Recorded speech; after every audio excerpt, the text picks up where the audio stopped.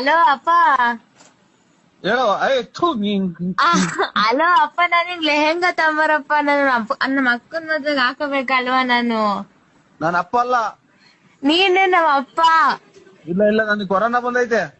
Corona ಬಂದಿದ್ರೆ ಬಿಡು, ಆಸ್ಪತ್ರೆಗೆ ಹೋಗಿ ಇಂಜೆಕ್ಷನ್ ಕೊಡ್ಸ್ಕವ, ಹೋಗ್ತೈತೆ.